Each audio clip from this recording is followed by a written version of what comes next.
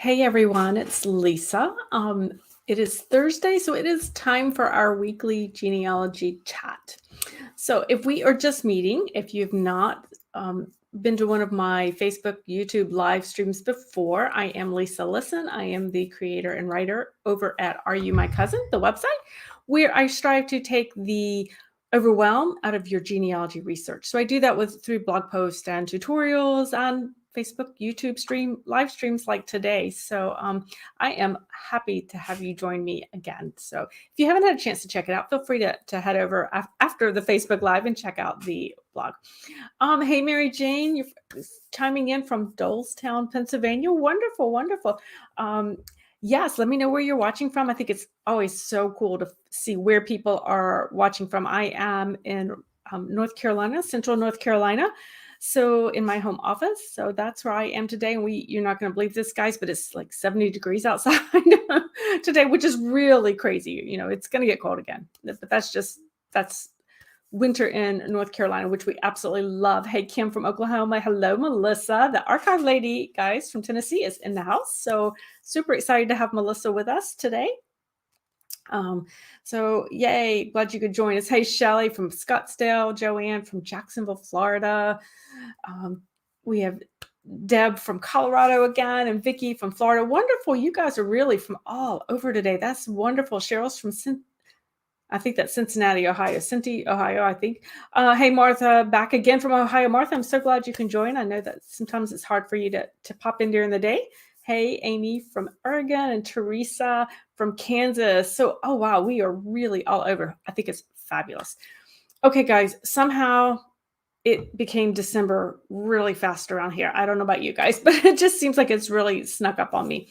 But here we are in December. So you have probably been seeing more and more social media posts from me over on the Facebook page and on Instagram.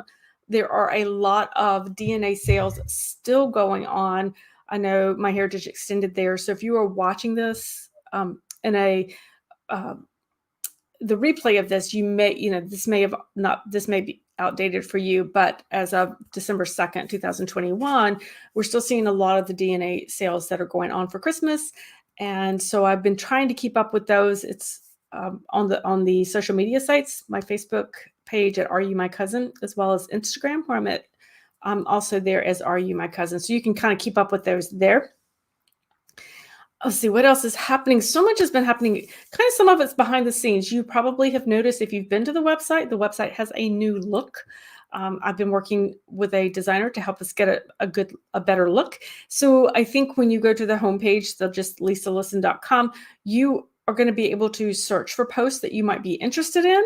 I think it's going to be easier to find the categories of posts that are right on, or if as we talked today about Ancestry.com and the MyTree tags, there's a really nice search bar there now that you can find easily and pop that in there if you want to find posts that mention MyTree tags. So you might be interested in checking that out as well. So there's still some more changes to come, but probably not until the new year, but I'm super excited about how it's happening there. So also, if you are watching today from the YouTube channel, I would love it if you'd hit the subscribe button, and that way you won't miss any time that I go live or post another video online as well. My YouTube channel. So if you are a YouTube watcher, hit that subscribe button and you'll stay in the know, right? Okay. Let's see what else is happening around here next week. So excited. I have a really fun announcement coming out on Monday in Monday's email. So make sure you watch for Monday's email. I can't tell you about it now, but there is something really exciting happening. I can also tell you you're probably going to get an extra email next week. So I'm just going to apologize in advance, but you're going to like it anyway. So I will apologize for that. But I do try to keep those emails trimmed down. But sometimes there's just so much genealogy goodness going on out there in the world that, I just have to kind of let you guys know about things. So anyway, all right, let's talk about today's topics. I don't know how many of you are really using the MyTree tags feature over at Ancestry.com. So I want to talk about that. And I'm also going to talk about ThruLines, because these are two tools that Ancestry came out with really a couple of years ago, maybe even 3 years ago.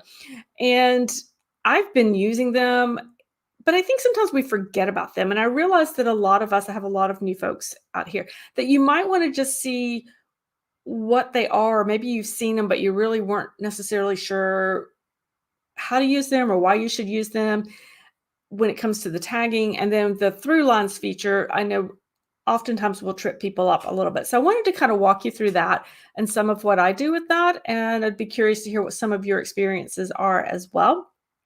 So feel free to chime in.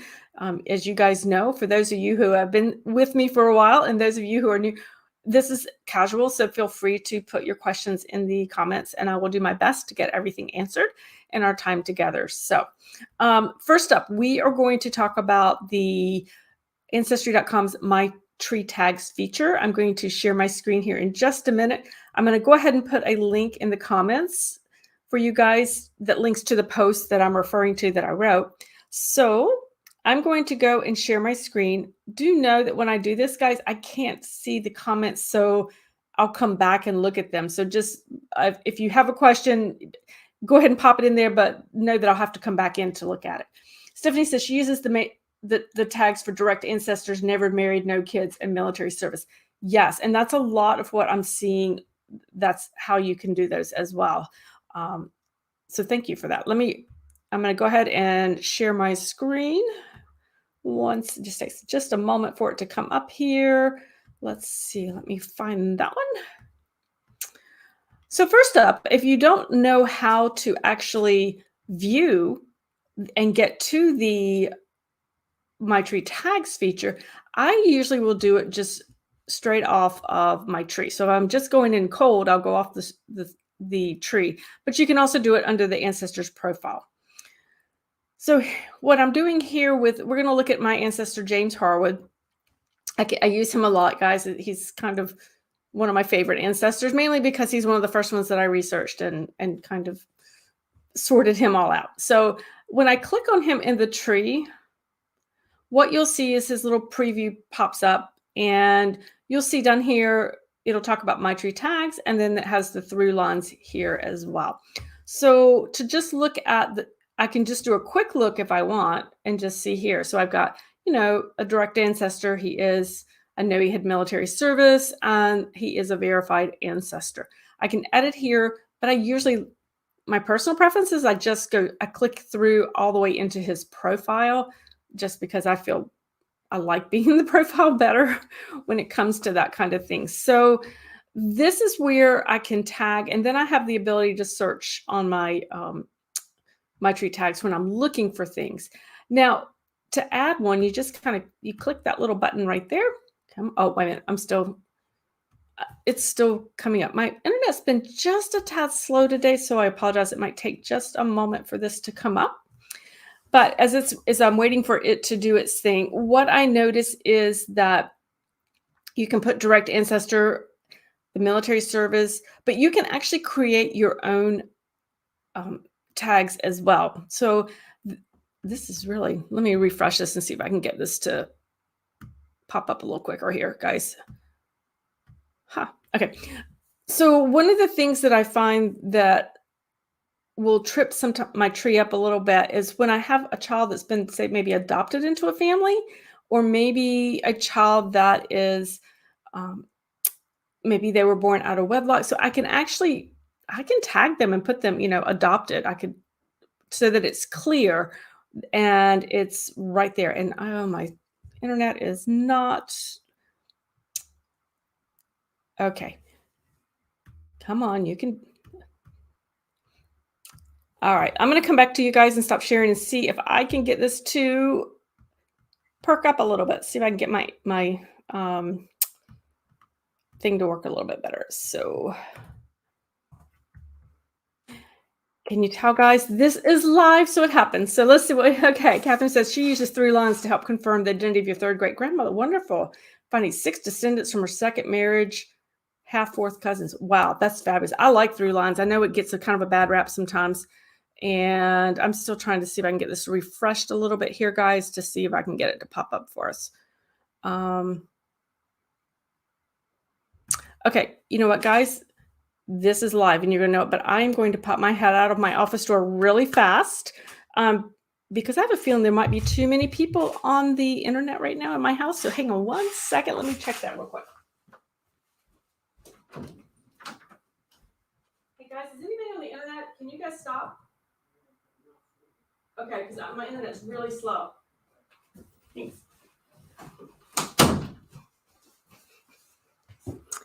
Okay, so I just kicked somebody off the internet in my house. Let's try this again. We're going to try it again and see what happens. All right, maybe this will work this time, guys. Oh, I think maybe. Oh, gracious.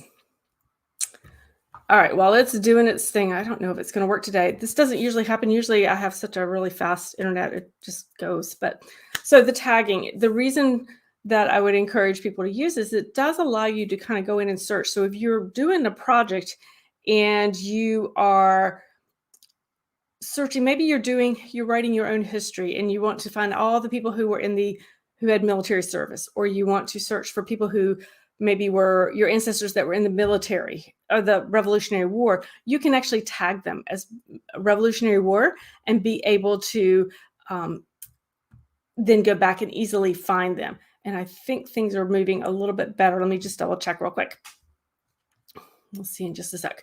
So that is one of the beauties of doing that. The other thing that I will do when it comes to tagging is I will tag somebody as actively researching, so that people can know that I'm actively researching somebody. Here we go. I'm ready to share now, guys.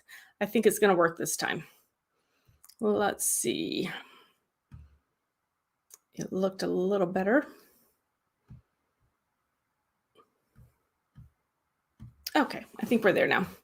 All right, so you can see here, like I put verified, but sometimes what I can do is put they're actively searching. So when you click that little pencil, you can come over.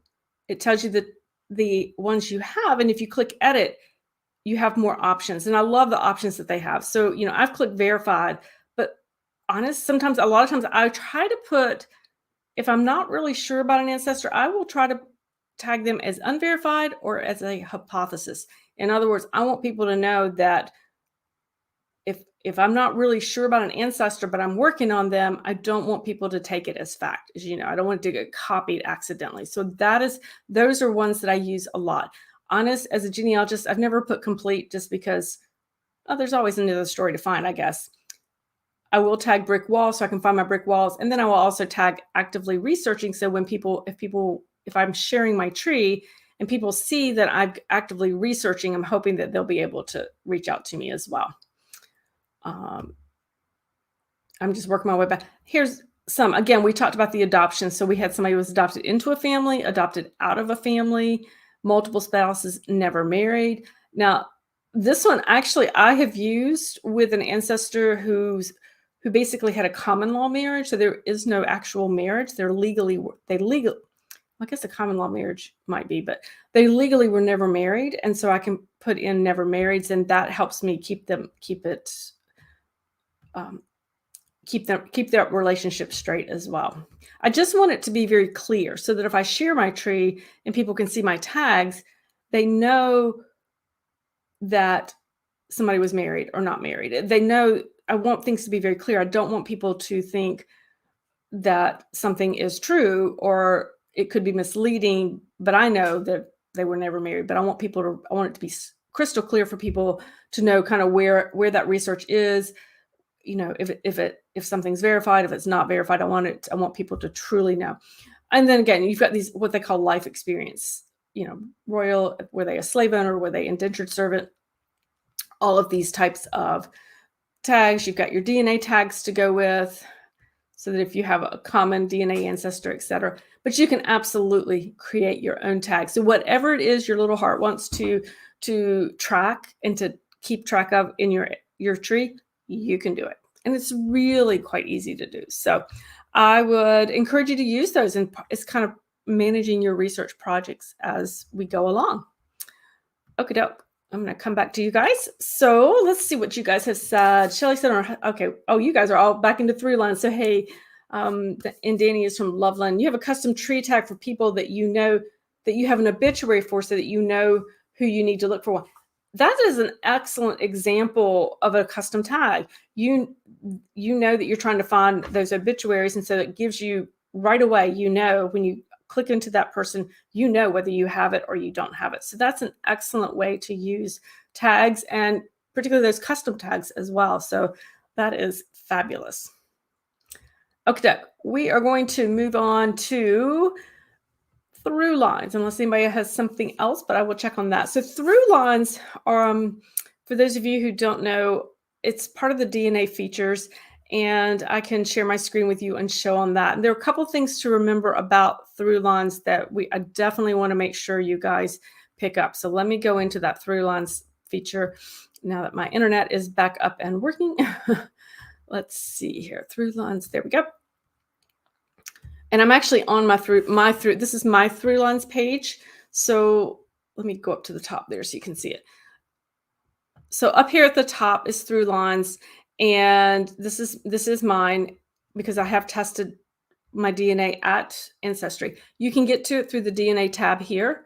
And you saw earlier on my tree, I could actually get to it from my tree as well. So that's how you access it. And I love they generate. So these ThruLines, these are suggestions that they're generated using my DNA results and the tree that I have there at Ancestry. And so these these are fairly good. And again, these are suggestions. And this is the big things that it helps you. You have your DNA. Ancestry looks at your results, they compare it to your tree, and based on those two things, they're going to, in your matches, they think, okay, we're going to suggest some suggestions for possible ancestors, some possible lines that you might have. So we're going to pop down here to my ThruLines. You can see all of these are fairly solid lines here around them. So those are confirmed matches. They're confirmed ancestors of mine. They're in my tree. They're well documented. They're all confirmed. When there's an update, they will put a little blue here so that tells me on my ThruLines, oh, look, we have one new match for you on this particular gentleman, Calvin Maddox. So that's a good thing. Again, same thing here with his wife, Samantha, and Andrew Lett. In fact, it's probably all the same person because those are all related.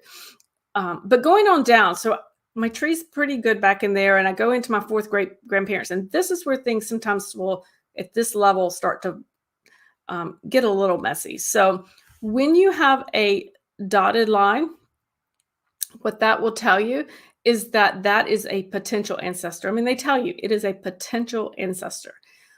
This is they're not saying that Thomas Cuthbert Waller is my fourth great grandfather, but they're saying based on my matches, my DNA matches, what I already have in my tree and comparing it to others, this is a potential ancestor and he's worth looking at. So so you can tell that fourth great grandparent level for me is where I have a breakdown in some things. So it's suggesting all of these potential ancestors. That does not mean that they definitely are. It means I have to do some work and research and confirm whether they are or whether they're not. And that's where people get trouble. They're like, I've heard folks over the years say, well, ThruLines said that so-and-so was my fourth great grandparent, but it was totally wrong. It could be totally wrong. They're not saying they are, they're saying possible. So it doesn't take the work away from us as researchers. We have to still do due diligence to determine who they are and who they were. I was going to pop down here and show you one that, so here's one down here, and they say that I wanted to look at James Isham Lett. He is a potential ancestor. He's potentially my fourth great grandfather. So when I click on him, I have 30 matches with him. So I actually have a new one as well. It takes me over and shows me the possible matches. Well, if we keep our fingers crossed, it's supposed to take us over and show us the possible match and how I would relate to him. So this is me. There are 26 DNA matches descending from Andrew Lett. Andrew is my confirmed third great grandfather. And it looks like, based on some of the DNA that's come up, is And what Ancestry is suggesting is that Andrew is the son of James Ishmael and the brother of Greenlet. Now, interesting. This is a name that I have seen before. It is not a name that I have actually been able to confirm yet through records, but he absolutely moves to the head of my list as Andrew's father for my research, because I have this potential, the DNA, I have the ThruLines saying this is a really strong potential for you. So out of all the other lets that I'm aware of, James moves to the head of my list, my research list for my fourth great grandfather. And so now it's up to me to then research him out to see if I can find documentation, if I can find enough DNA cousins to actually confirm that. So I was super excited to find this and be able to have that next level of research going. So it does suggest for that. It's not a confirmed. And this one actually, I feel very positive about that particular search, because I feel just on a very surface level of what I've done a very surface level search. He's showing a lot of potential for truly being that fourth great grandfather. So that's what I'm looking for. All right, I'm going to go ahead and stop sharing since things are getting a little dicey over there. So Catherine was saying earlier, and we were talking about ThruLines, she said that they had helped her identify a third great grandmother by finding 6 descendants of her second marriage. So they were half fourth cousins. And that's a wonderful find, Catherine, because you do have, it is those like half fourth cousins, and that gets really tough to decipher. So good for you. Shelley said her husband's ThruLines. He had a DNA match, but the research indicates the ancestor had no children. What does that mean? Is he matched through another ancestor? He very well could be. It could be through another ancestor, another possible line. But you did the exact thing that if you have researched them and you've determined they had no children, you're right. Then it has to come. If you have that match, you need to look somewhere else for that ancestor. I guess always holding in the back of your mind, I guess there's a possibility if there were children, undocumented children, or children out of wedlock, something like that can always possibly pop up. But yes, so again, ThruLines is not perfect. It is just a suggestion, but it can sometimes help you find other matches as well with that. So that's a good way to use that. Has anybody else had a really do you guys use ThruLines very often? I had an unusual thing happen one time where I was researching, and I was, you guys have probably, if you've watched me for any length of time, I have a set of fourth great grandparents who never actually married. And so my fourth great grandmother, Sarah Talley, became very much a brick wall ancestor. I still have not determined who her father was, but I'm getting closer. And I actually hit a ThruLine that showed up on of who her father might have been. And I got so excited because out of 3 men, it put this gentleman right up there. He became my primary research project. Now, the interesting thing that happened was that ThruLine disappeared several months later. So the match actually, not the match, but the ThruLine suggestion completely disappeared. And I just checked it again today, and it hasn't returned. So sometimes that can happen. And what happens is probably that that tree could have been made private, that, or there could be other data that has come up that Ancestry says, okay, that is no longer we don't think that's, a strong match for you anymore. I'm still actually, I would still kind of pursue that just because he was one of 3 that I had already identified as of interest. So I thought that was an interesting thing because it actually disappeared on me.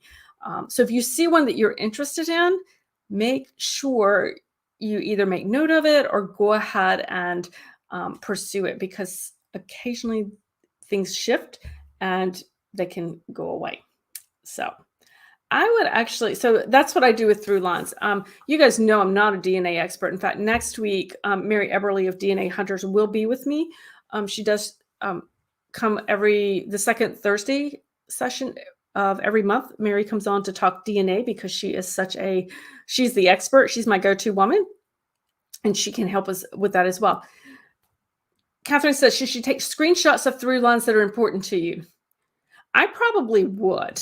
I mean, most of the things that I've noticed tend to be pretty solid, but that one that I had that I was interested in did actually disappear. And it's possible, as I said, the trees were made private. I guess they could have deleted, maybe the trees went away, maybe they were no longer on Ancestry. I'm not really sure.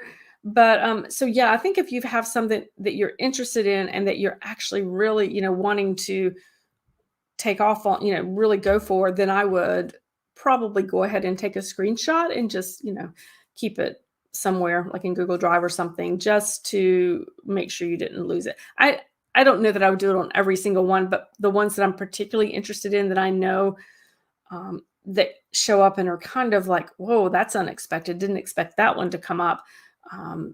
Then maybe I probably would on that. So that's actually a really good question to ask about that with that.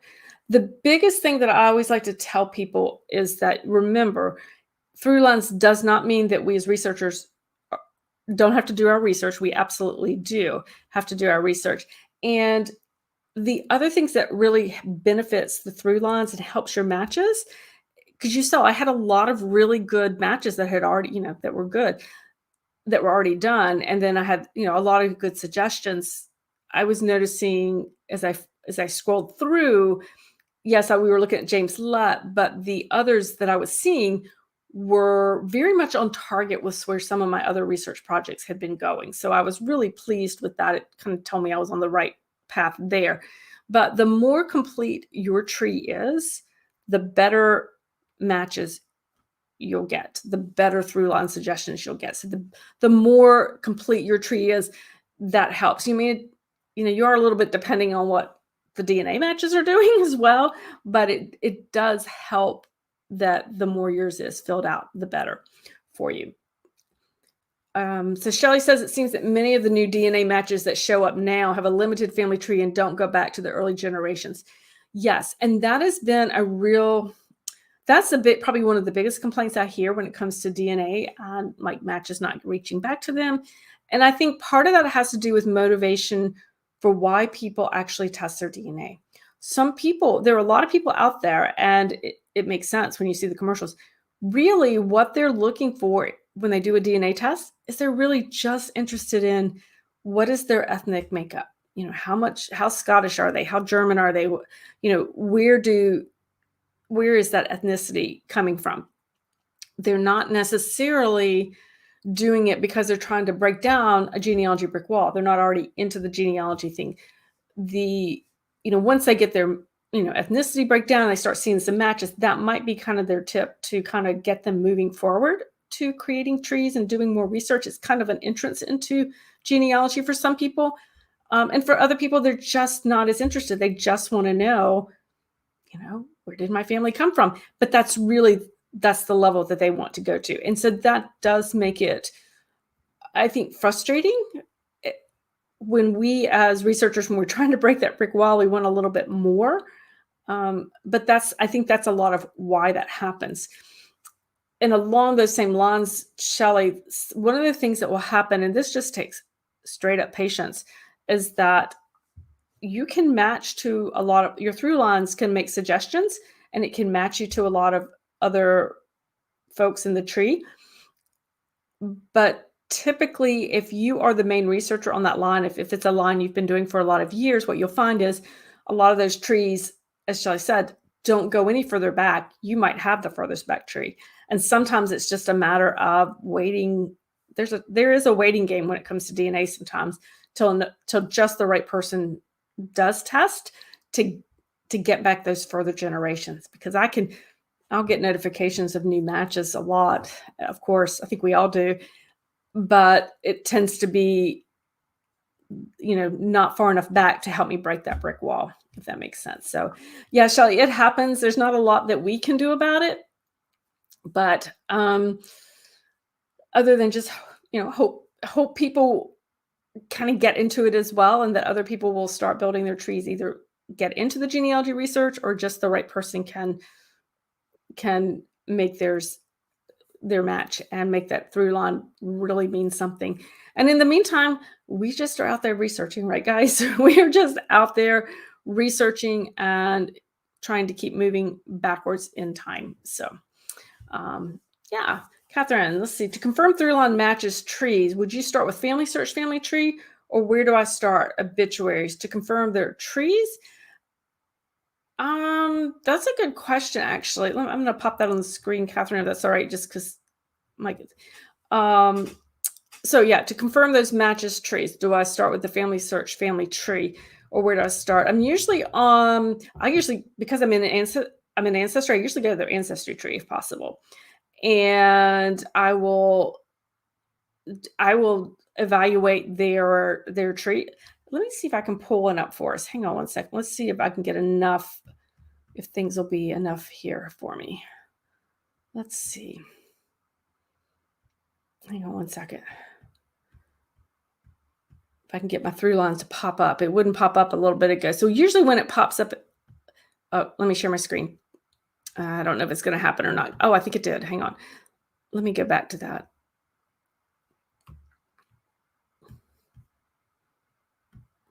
Okay, here we go. I think, okay, so when I click on it and I get to this, so it says, okay, you probably need to evaluate James Lett. So let me click on James, and here's where they're going to suggest. So these are the trees of my DNA matches. And part of what I'm looking for here is when I look at these three, so I have 3 matches that have trees with James in them. But what kind of concerns me a little bit is that, look at this, out of 3 trees, there is only 1 record attached to 1 tree. So I'm like, oh, rats. But what I would do is I would go into the tree, I would look at that, and then I would create my own research plan off of that. I would go into the tree, and there's not enough here to me that I would want to add it, but I would definitely I would create a research plan for James at that point to see, because they're basically, there's 1 record. Let's see what it is. If it tells us, it gives us a marriage record from Kentucky. Well, that's concerning. If he was born in Guilford, he died in Chatham County, all in North Carolina. Yeah, that it doesn't really match with what I already know about the family. So yeah, I'm going to actually probably I'll check each of the trees, but I'll probably create my own research plan for that to see what I can come up with. Now, these are the Ancestry trees. So there are 13 trees that have James Isham Lett in them on Ancestry, not necessarily my DNA matches. Okay, so these are other trees. These look a little bit more, a little bit easier to look at. At least we're getting like 5 records, 4 records. So at least we're getting some records here that I might look at those a little bit more, but I will usually just go into the trees here and confirm them there. Let's see what the Green Lett one says. Again, we have 1 record on him. Not a lot out there as much on him.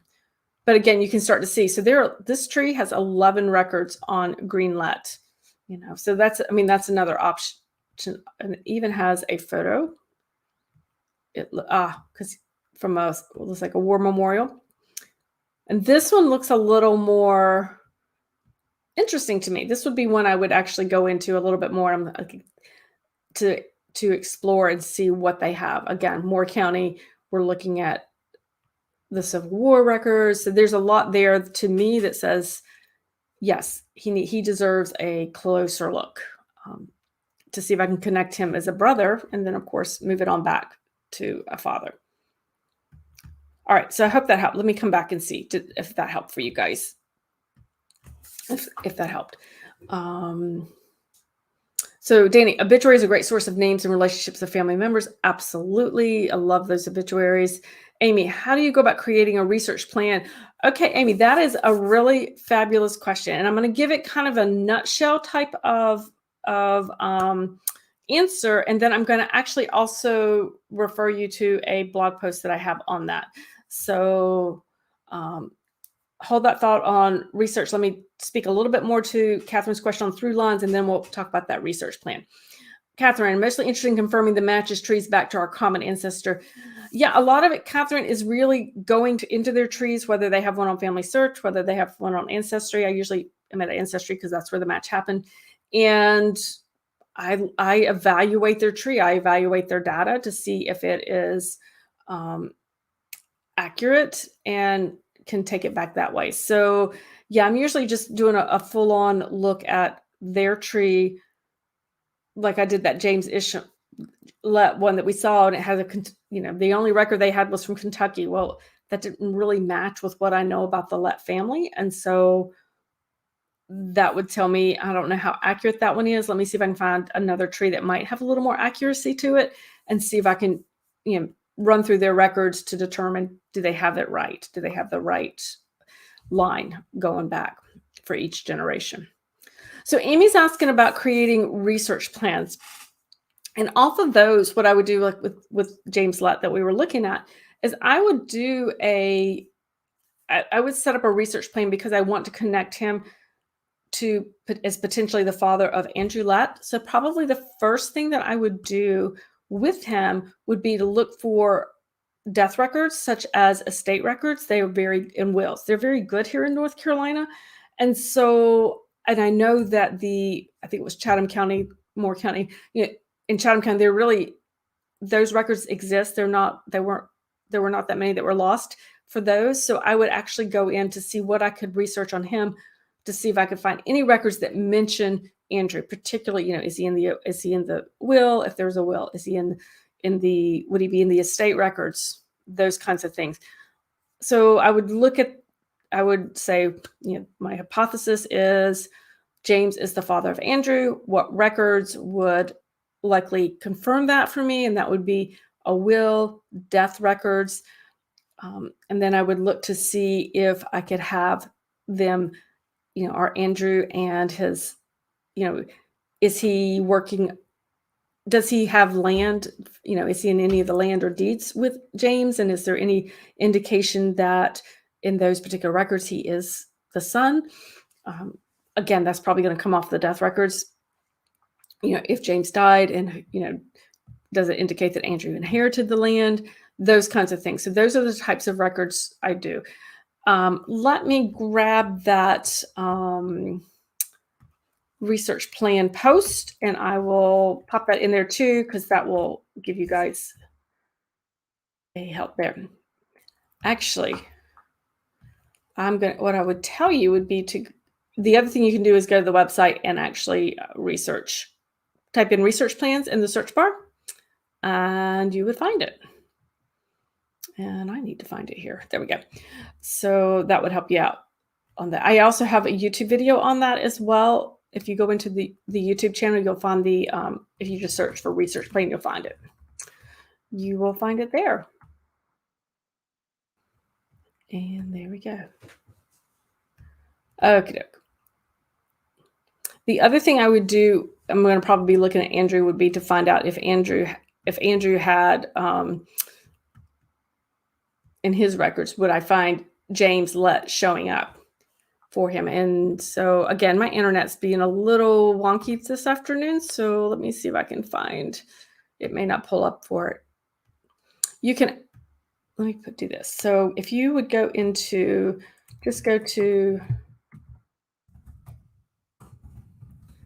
and search for research plans. I'm putting it in the comments, guys. So just head over to the main website, lisalisten.com. I'm putting that in the comment, and enter research plans in the search bar, and you will come up with that. So you'll find that. I'm so sorry. I wasn't pulling up for me there. Mary Jane. Oh, bye, Mary Jane. See you next week. So yeah, so that's where I go with those ThruLines. So I'm going to kind of take them, and then really the evaluation of if they're online trees, but I'm going to really I'm one of those who does my own research as well to make sure I can confirm that the online tree that connects, each generation is accurately connecting each generation. Because as we know, many of them out there are not always showing. They'll show somebody as a parent-child relationship, but sometimes the records are good, but they don't necessarily name it like we need it to name that relationship. So I will do that as well. Okie doke. So there we have it, guys. I would encourage you to play around with these tools just to see kind of what you think about them, see how you feel about how they're working for you. And feel free to drop comments in, come back, as you watch either on YouTube or on Facebook. If you watch the replay, feel free to drop comments in there. I'll see them as well. I do apologize that the internet was a little difficult this afternoon and didn't allow us to really get through those as smoothly as I would have liked. I will be back next Thursday. We should have Mary with us next Thursday to talk more about DNA. And this might be actually a good segue into that. So I'm looking forward to having her come show us. I would love for it if you would head over to my main website, lisalisten.com, just to be able to check out the new look. You'll see the new look there, and I'd love to hear kind of what you think about it. I think it's going to be easier for you guys to go through and to find what you're looking for in categories of research, and also just search if there's something specific you're searching for. All right, guys, have a fabulous week, and I will see you next week. Bye, guys.